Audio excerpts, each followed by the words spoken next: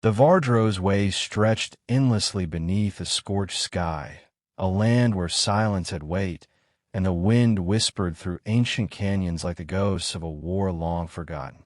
The sand here was rust-red, the color of dried blood, and the rocks stood like jagged monuments to a history no one dared disturb. Everyone knew better than to wander too close to the old battlefields, especially the one they called the Grave of Steel. But Kale Wren had never been particularly good at listening to warnings. He stood alone atop a ridge, boots sinking into gritty earth, a ragged scarf fluttering at his neck.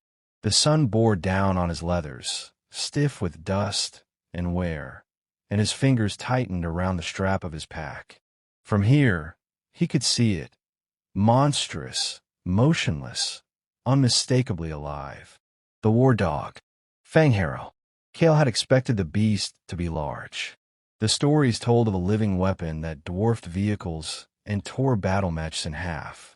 But even knowing that hadn't prepared him. It sat in the middle of the canyon, unmoving, its ivory fur matted with time and grit. Its back was lined with thick, armored ridges, and embedded between its shoulder blades was a blade, towering, old, half sunken into muscle and bone.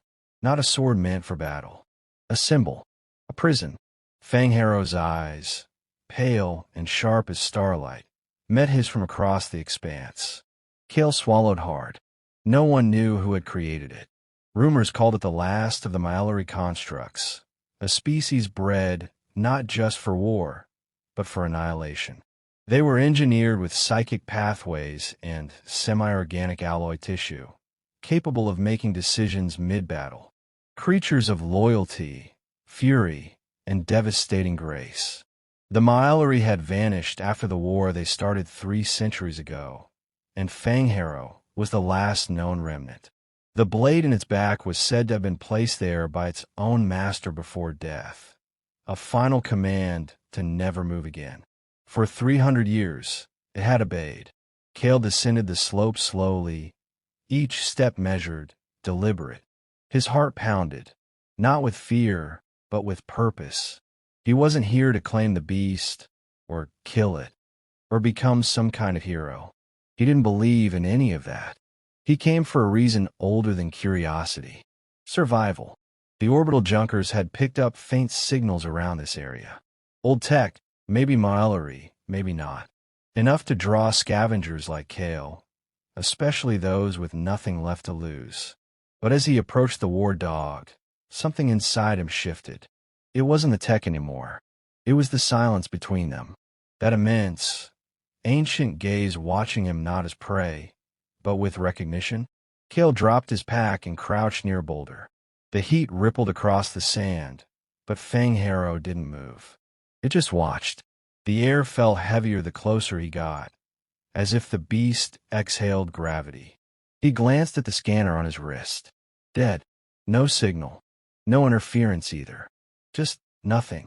Like the machine understood this was sacred ground and chose silence over trespass. Just here to look, Kale murmured, not even sure why he spoke aloud. Maybe to hear something other than his own breath. Maybe to convince himself. Not going to touch anything. The wind gusted softly, and the war dog's ears flicked. Kale spent the day exploring the outskirts of the canyon, avoiding a direct path toward the creature. He found remnants of shattered drones, metallic bones buried in the sand, a few relics pulsing with dead circuitry. But none of it mattered. His thoughts kept drifting back to the beast. That night, he set camp just beyond a cluster of stone pillars. Firelight flickered low, kept small so as not to disturb. The silence persisted, but it had changed somehow. It wasn't empty now. It was expectant. He dreamed in colorless fragments, battlefields flooded with ash and lightning, massive constructs running through flame, screams that echoed from inside his own skull. A voice, not his, whispering syllables that had weight and pressure. When he woke, his hands were trembling and his fire was out. The desert was darker than it had any right to be. Fangharrow was closer, not moving, not menacing, just closer. Cale stared at it from the shadows. It must have moved during the night. He hadn't heard a sound, but the prints were there, indentations in the sand, as though the ground itself had bent under the weight of a god. The creature sat now no more than 30 meters away, head bowed, eyes closed. Something uncoiled in Cale's gut. Not fear, not even awe. Grief. He didn't know where it came from, but it wrapped around his chest like chains. This creature, this titan of myth and fury, wasn't just waiting. It was mourning. For what? He couldn't guess. Its creators? Its purpose? Or the act of being abandoned in a world that no longer needed it? Cale stood and approached. 10 steps. 20. Fang Harrow's eyes opened. Cale stopped just beyond reach, arms at his sides. "I'm not here to hurt you," he said. The wind picked up slightly, pushing the words forward. The war dog's ears twitched. Cale took a breath and, slowly, sat down cross-legged in the sand. The beast watched him in absolute silence, muscles coiled, yet still unmoving. "People think you're a monster," Cale said softly, not expecting a response. "Or a machine. Or a myth. Maybe you're all three." He paused, then laughed quietly. "I know what it's like to be left behind, to keep following orders no one's giving anymore." He didn't know why he was saying this. He hadn't told anyone about the war, about the decisions he'd made, about the friends who hadn't come back. Maybe it was the silence. Maybe it was the eyes. Maybe it was because this creature felt more human than most people he'd met in the last 5 years. Fang Harrow blinked slowly. The sword on its back glinted in the starlight, cold metal against warm fur. Something changed. A ripple passed through the air, not seen, but felt. A pressure behind Cale's eyes. He flinched, nearly fell backward, but the sensation didn't hurt. It was a presence, a mind brushing his, curious and ancient. Not words, images. Desert soaked in rain. A child laughing beside a much smaller war dog. A battlefield burning in blue fire. A face, aged and noble, whispering a command. Wait. The vision vanished. Cale gasped, chest heaving. His heart thundered in his ears. He stared at the creature, stunned. "You're still waiting," he whispered, still obeying.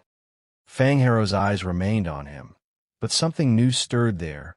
Pain, maybe, or hope. Cale looked up at the blade again. "I think someone needs to tell you." He hesitated, his voice barely audible. "You don't have to wait anymore." The creature shifted, not in aggression, but in attention. Cale stayed seated, knowing if he moved too fast, it could all end. But even in stillness, he could feel the story unfolding, a thread pulling him closer, towards something ancient and dangerous, and perhaps redemptive. He didn't know if he would survive this, but he knew he wouldn't leave. Not yet. The second morning brought a stillness, so profound it felt like the world was holding its breath. Cale stood with the sun at his back, a golden blade of light stretching his shadow long across the sand.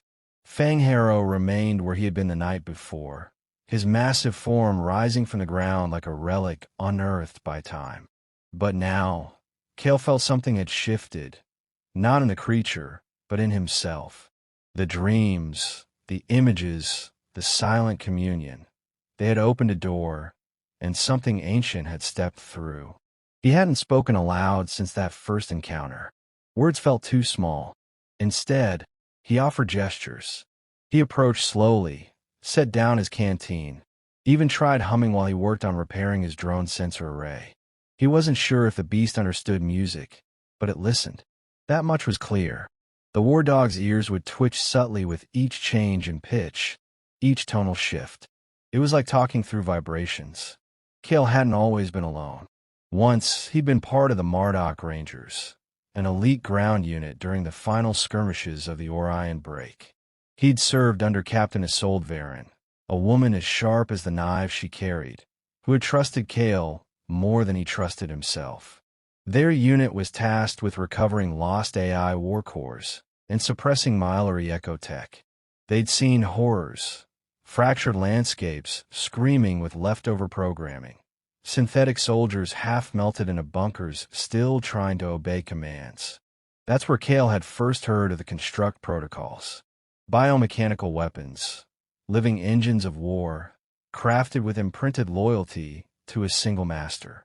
The Mylari had built them as companions, not just soldiers. When the protocols were broken, they turned monstrous. But if preserved, they could remain obedient, sleepless, patient, eternal. Fangharrow was such a creature. Cale studied him now, eyes tracing the long line of muscle under fur, the way the creature's breath moved like slow thunder. The sword embedded in its back, bronze alloy, etched with alien script, still pulsed faintly with dormant power. If he'd been a different kind of man, Cale might have tried removing it already. But instinct warned him against it. Trust was being built, molecule by molecule. He crouched near the beast that afternoon and set out a wrapped bundle. Dried meat, water, a scrap of cloth embroidered with a sigil long since forgotten by most. It had been his mother's. She'd served as a xenolinguist in the Old Alliance, one of the few to survive the peace talks that turned into ambushes. The cloth was all he had left of her. When Fangharrow leaned forward to sniff it, a growl rumbled from his chest. Not hostile, but pained. Cale felt the grief again, a presence in the air like a hand pressed gently to his chest. That night, Cale didn't dream. Instead, he woke to the sound of movement. Sand shifting. Breath. Fangharrow was standing. Not attacking. Not threatening. Just standing. Towering. Moonlight coated his fur in silver, and Cale couldn't help but stare. For the first time, the beast's presence didn't feel weighty with menace. It felt regal. An old king rising from his throne after centuries of mourning. Cale stood too. They looked at each other for a long moment. Then the creature lowered its head. Permission. Cale approached cautiously, hands loose at his sides, eyes never leaving the enormous snout. He reached out, slow, deliberate, and laid his palm against warm fur. It was coarser than he expected. Alive. Real. Fangharrow didn't move.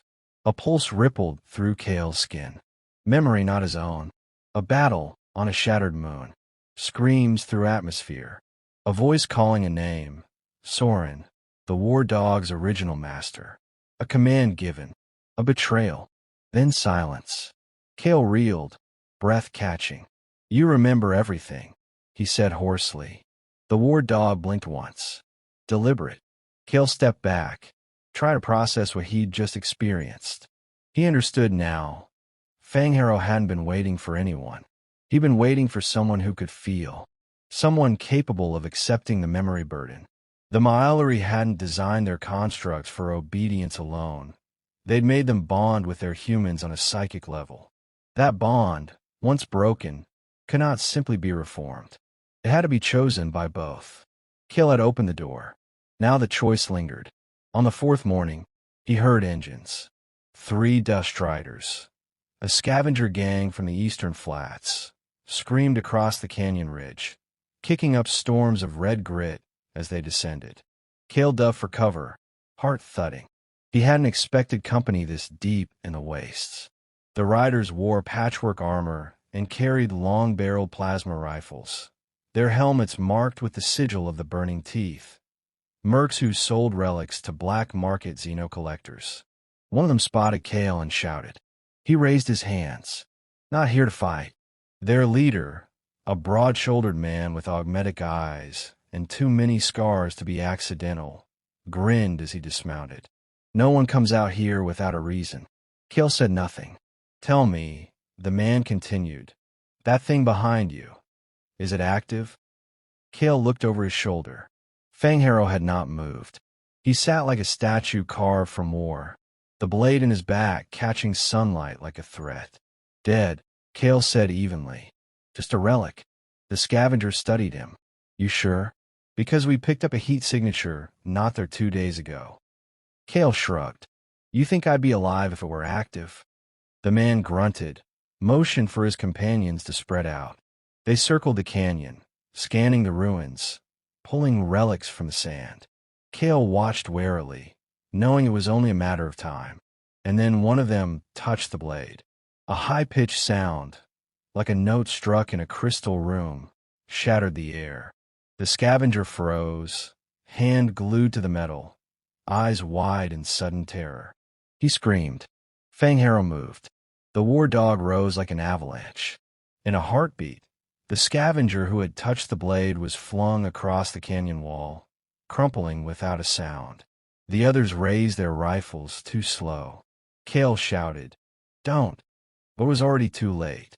Fang Harrow was fury incarnate, a blur of fur and fong and light.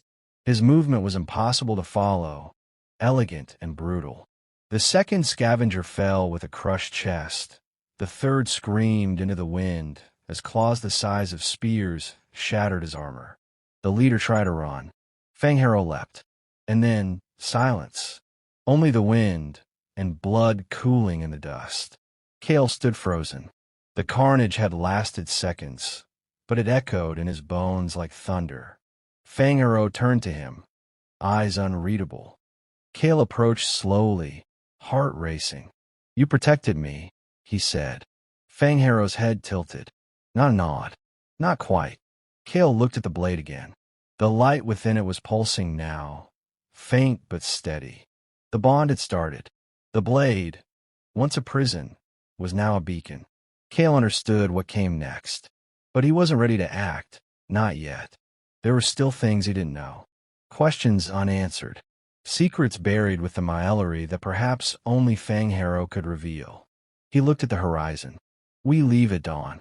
Fang Harrow didn't move, but Kale felt the answer anyway. Yes. By dawn, the canyon was behind them, its blood-stained sand washed clean by the dry wind and fading night. Kale walked ahead, his steps steady, his thoughts less so. Fang Harrow followed, not like a beast on a leash, but like a shadow too large to ignore, silent yet utterly present. Each stride the war dog took stirred dust in soft spirals, but he made no sound. That quiet companionship unnerved Kale at times, not out of fear, but reverence. This was no ordinary animal. This was a being forged for battle, tempered by grief, and somehow still capable of loyalty. Their destination lay buried in myth, a place Kale had heard about from soldiers whispering over broken transmitters and old-world data files.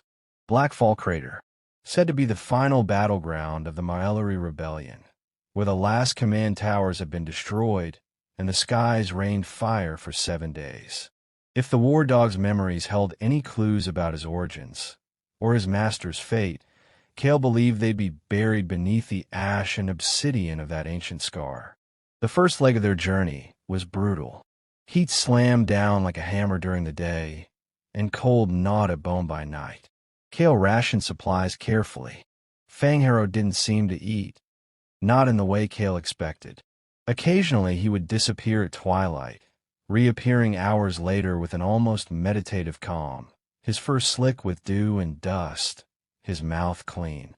Perhaps he fed on solar energy, or drew nourishment from the earth. Kale couldn't tell. There were no records on how Myellery war beasts survived outside battle. They were never meant to live this long. One evening, as they crossed a rusted-out ruin of a signal relay, Kale noticed the sky flicker. A brief distortion. He turned in time to see Fang Harrow's ears go flat and his shoulders stiffen. Something was watching them. The first attack came silently. 3 cloaked drones broke from the cloud cover, razor-thin, black as night, their edges shimmering with camouflage fields. Kale dove instinctively, rolling behind a collapsed comms pillar. Fang Harrow didn't move at first. He simply lifted his head, then vanished in a blur of motion so fast Kale thought he'd imagined it. One drone exploded in a storm of sparks. The second twisted away midair, trying to reorient, only to be ripped in half by a flash of white and metal. The third managed to loose a scatter shot, narrowly missing Kale, before Fang Harrow pinned it to the sand and bit through its energy core with a sound like cracking ice. The fight lasted under 10 seconds. Kale rose slowly, heart thudding. "Scouts," he muttered. "Military grade. Not scavengers." Fang Harrow snorted, nudging the broken drone carcass with his paw. The pieces smoked and sizzled. Kale could see the logos now, etched faintly into the plating. Private contractor, Veos Theta Systems. A weapons conglomerate rumored to be resurrecting Myellery tech for experimentation. They weren't just being followed, they were being hunted. That night, Kale checked the sky for satellites. There were too many. Surveillance webs, old orbital debris, even defunct orbital weapons arrays. Somewhere up there, someone had seen what Fang Harrow could do, and they wouldn't let him exist freely. Kale sat by a dying fire, hands cupped around a steaming ration drink, his mind replaying every step that had led him here. Was it fate? Randomness? The last years of his life had felt like a slow erosion of meaning, as if the war had taken more than comrades and years. It had taken context. Yet now, with each mile, each shared breath beside this ancient creature, purpose returned. He glanced at Fang Harrow. The war dog was curled in the dust, eyes open but unfocused, like he was dreaming while awake. Kale spoke quietly. "Why me?" Fang Harrow's ear twitched. No response came, but Kale hadn't expected one. "I'm not like your old master," he continued. "I've killed. I've watched cities burn and called it victory. I've walked away from people who needed me." Still, the beast said nothing, but his gaze met Kale's. It was not judgment he saw. It was knowing.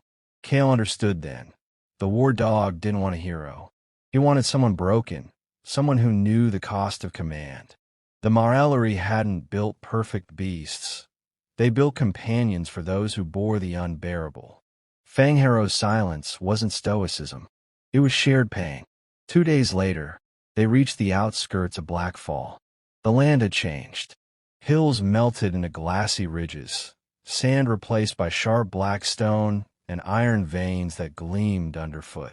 The sky darkened with storm clouds that never moved, crackling with the static remnants of dead weather machines. The air tasted metallic, like breathing through an old coin. Kale could feel the history here, thick and violent. He crouched at the edge of a crater rim, peering down into the basin. Blackfall was enormous. A circular scar several kilometers wide, its center filled with the skeletal remains of a command obelisk half submerged in glass. Around it, fragmented structures leaned drunkenly, like ruins drunk on time. "We'll find answers down there," he whispered. Fang Harrow remained motionless, but Kale sensed tension ripple through his form. Something below waited. They descended at dusk, using fallen debris and hardened ridges for cover. As they neared the obelisk, Kale felt his breath catch. The monolith surface was etched with runes, Myellery command script, still glowing faintly. He reached out, brushing the surface. A sudden surge. Memory burst into his skull. He was standing in armor that wasn't his, in a world that wasn't Earth. Explosions painted the horizon. The voice again, Soren, not Kale's name, but it echoed inside him. A final command given in desperation. Seal the mind link. Let the beast remember. I release you. Then darkness. Kale staggered back, heart racing.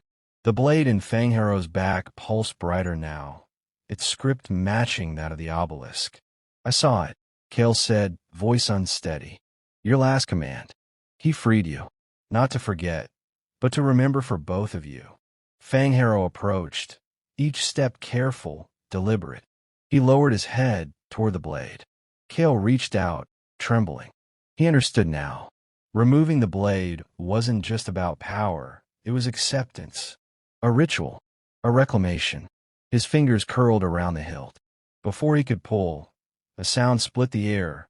High, shrill, electronic. Kale turned. Dozens of drones descended from the crater's edge.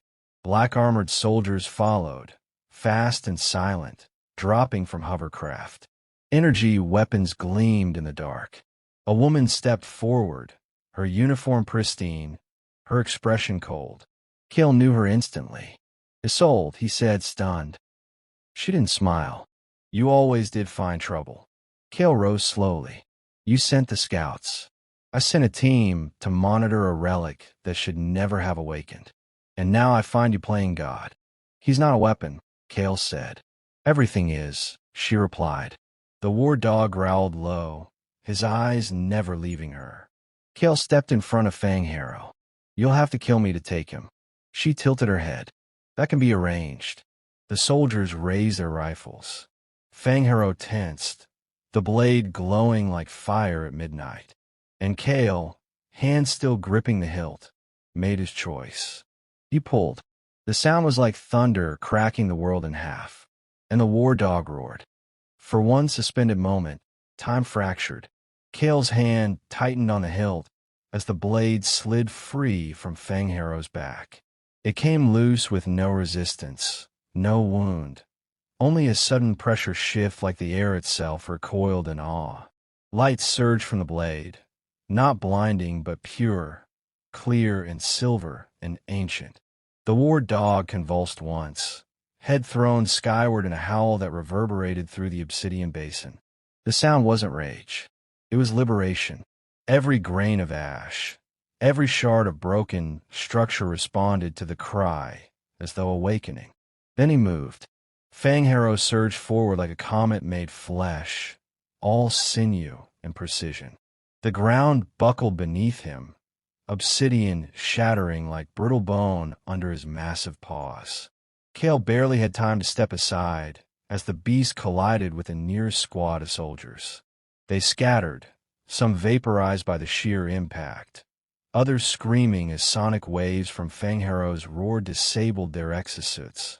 Isolde stood her ground, face tight, fingers clenched around her sidearm. "Take it down," she shouted. Dozens of drones launched overhead. They unleashed synchronized pulses, netting, paralyzing charges, kinetic slams. Cale ducked behind cover, blade in hand, watching the sky rain fire. But Fangharrow was beyond them now. The war dog didn't fight like a beast. He fought like a tactician. Each strike was deliberate. He targeted communications first, severing helmet links with pinpoint sonic barks. Next, he disabled propulsion units, sending hovercraft crashing into obsidian cliffs. Then he turned on the heavy artillery, his frame coiling like a spring before launching through hardened armor, as if it were paper. His fur shimmered with active energy, the markings down his spine flaring with shifting glyphs, alive and unreadable. Cale sprinted through the chaos toward the obelisk, blade still humming in his hand. Something within him stirred, resonance with the blade's song. It didn't feel like a weapon. It felt like memory itself, sharpened to a point. He reached the base of the monolith and pressed the blade against the same runes as before. They ignited. A low-frequency pulse emanated outward, bypassing sound and speaking directly to the bones. Cale cried out as visions poured in again. Not flashes this time, but a continuous stream. The last stand of the Maelry. The war dogs kneeling beside their dying commanders. An oath sworn not in language, but in unity. Protect the memory. Guard the silence. And then Cale saw him, Soren. The man looked almost like Cale. Not genetically identical, but something deeper, soul similar. He stood with Fangharrow beside him, holding the very blade Cale now gripped. One will come who carries the scar and speaks no lies. To him, we entrust the binding. Cale blinked. The blade pulsed. The war dog turned toward him mid-battle and paused. Recognition passed between them, not as strangers, but as echoes of a forgotten promise. Behind Cale, boots crunched glass. Isolde emerged from a haze, smoke coiling around her shoulders. One eye was bruised, her uniform scorched. She didn't raise her gun. "You were never this reckless," she said. "I was never this certain," Cale replied. She stepped closer. "We could use him. The wars haven't ended. You know that. Fangharrow could change everything." I won't let him be used again. Isolde glanced at the war dog, who now stood silent among the wreckage, eyes glowing faintly. Around him lay the remains of a dozen soldiers, injured but breathing. He had spared them, Cale realized. Fangharrow had chosen restraint. Do you really believe he's more than a weapon? She asked. I believe he chose peace. Isolde hesitated. And you? Cale looked down at the blade. I chose him. For a moment, silence stretched. Then Isolde lowered her weapon and turned away. They'll come after both of you. You know that, right? We'll be ready, Cale said. She nodded once, never looking back. By the next morning, they were gone. The journey west took them beyond the Scarlands, into regions where no satellites scanned and no sensors reached. Cale discarded the last of his old gear, keeping only the blade and a single datapad filled with encrypted memories. Fangharrow remained ever near, though less like a guardian now, more like a companion. They crossed mineral plains and storm-washed cliffs, sleeping beneath strange stars. Cale learned the war dog signals, his way of warning, of watching, of remembering. Sometimes Fangharrow would stop and dig, unearthing metal bones or forgotten armor. They would sit in silence, both honoring ghosts. But the world was not done shifting. One night, as the wind howled over shattered monoliths, Cale awoke to a presence, a shimmer at the edge of camp. He stood slowly, blade in hand, and moved toward it. A figure stood there, tall, armored in light. Not Moellery, not human, something older. Its voice rang not through ears, but mind. The cycle stirs again. Cale stared, uncertain. What are you? Witness. Judge. Remember. The figure turned its gaze to Fangharrow. He has carried his burden well. As have you. Cale stepped forward. Why now? Because the seal is broken, and memory walks the world again. Others will follow. Cale looked down at the blade. What do you want me to do? The being did not answer. Instead, it raised one hand, and from the air itself, a map unfolded, stars and paths, and names long erased from history. One mark glowed brighter than the rest. Begin there. Then it vanished. Cale stood alone, wind tearing through the stones. But the fire within him, lit by truth and tempered by loss, refused to waver. By morning, they walked east again, toward the point on the map, toward the next memory. Fangharrow trotted beside him, gaze fixed forward, and Cale, blade at his back, scars on his hands, weight in his heart, walked not as a soldier, not as a hero, but as something rarer, a keeper of peace born from war. Together, they vanished into legend.